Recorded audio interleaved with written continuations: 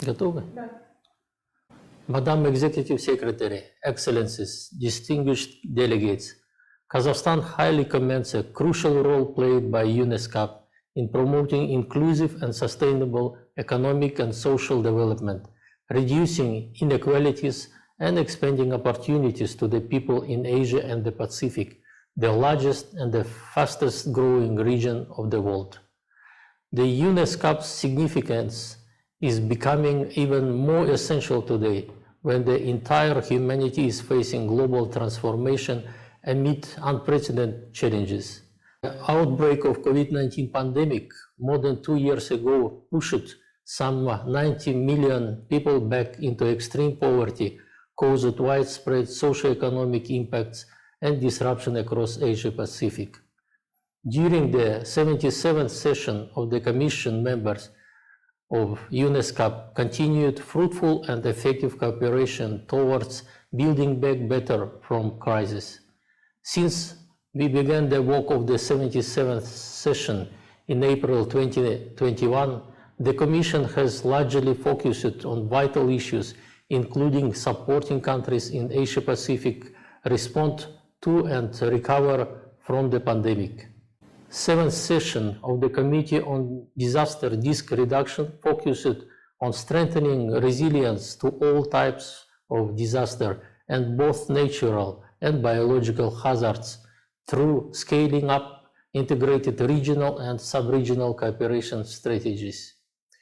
Third session of the Committee on Macroeconomic Policy, Poverty Reduction and Financing for Development highlighted the need to reorient economic stimulus towards a more resilient, inclusive, and sustainable future for all, and decided to establish the consultative group on financing strategies for the SDGs. Second Ministerial Conference on Civil Registration and Vital Statistics in Asia and the Pacific resulted in adopting the Ministerial Declaration on building a more resilient future with inclusive civil registration and vital statistics aimed at increasing the number of national birth and death registrations with an emphasis on reaching the most vulnerable populations.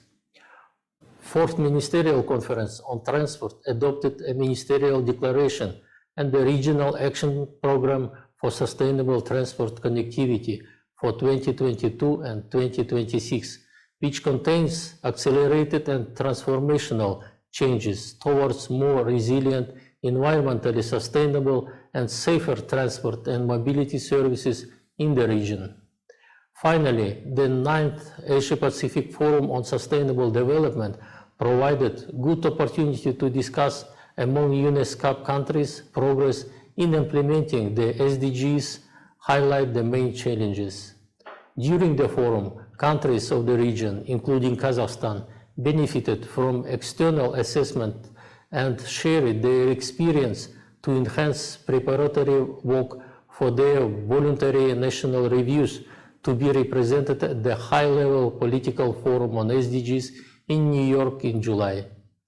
This is only a sample of the work accomplished by the Commission, while a lot remains to be done through deepened partnership and all stakeholders to increase our collective resilience to future crises.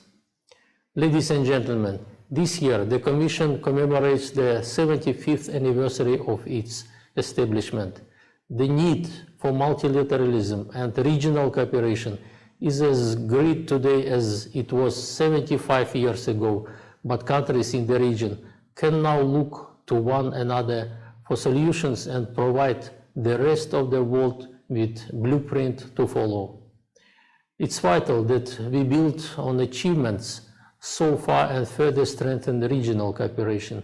Let me express once more my sincere gratitude to the ESCAP Secretariat for its constant support in strengthening mutually beneficial cooperation among the distinguished nations of Asia and the Pacific.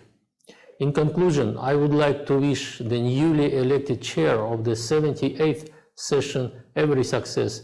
I believe that the new chair will contribute to reaching practical results within the Commission and will enable all members to achieve certain progress in sustainable development.